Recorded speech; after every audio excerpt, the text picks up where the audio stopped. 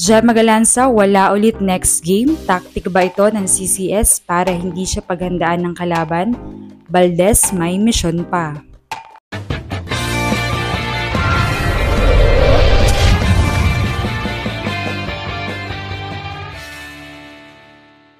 What's up, Volleyball Nation? Welcome back to my YouTube channel.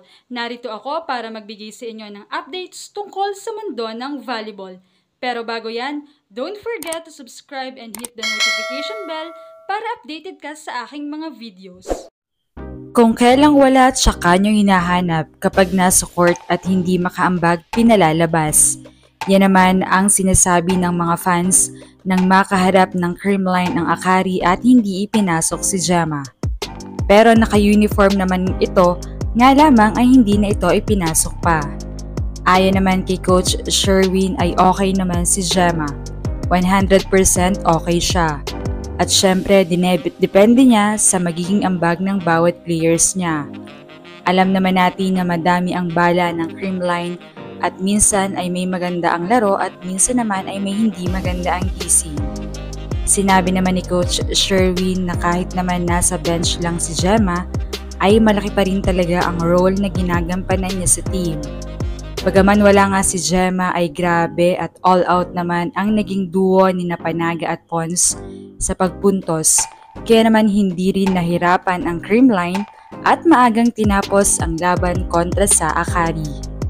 Nang maitanong naman kung makikita ba si Gemma in action sa susunod na game, ay sana raw ay maipasok na si Gemma sa next games.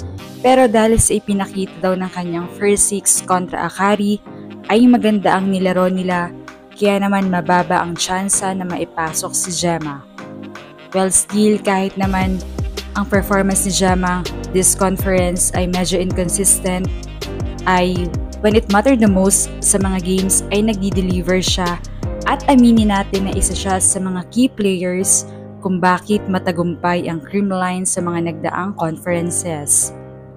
Samantala ay talaga bang hindi sure si Coach Sherwin sa status ni Gemma sa kanyang paglalaro o baka naman taktika niya lamang ito para hindi siya mapaghandaan ng mga susunod na kalaban.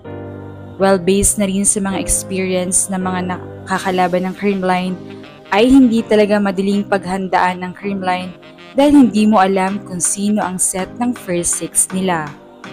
Makakalaban nga nila para sa huling game ng semifinals ang kanilang sister team na Shokumusho Flying Titans. Very crucial nga ang larong ito since wala pang kasiguraduhan ang pagpasok nila sa finals. Samantala ay kapansin-pansin naman ngayon ang magandang performance ni Team Captain Alyssa Valdez. Makikita na talagang very eager siyang makatulong sa team at maibalik ang kanyang peak at form. Alam naman natin na bumaba nga noon ang performance niya dahil sa kanyang injury at ayon sa kanya, tuwing napapag-usapan ng retirement, ay gusto niya raw munang mag 100% na makabalik sa paglalaro bago niya iwan ang paglalaro ng volleyball. Well, hindi natin alam kung kailan siya magre-retire, but hopefully ay matagal pa siyang makapaglaro. Kaabang-abang naman talaga ang pagtatapusan ng PBL All-Filipino Conference dahil na rin sa 6 na buwan na tournament na ito ay hindi biro ang pinagdaanan ng bawat team. Kaya naman very worth it para sa tatanghaling kampyonato this conference. Anong masasabi niyo rito? Leave a comment below.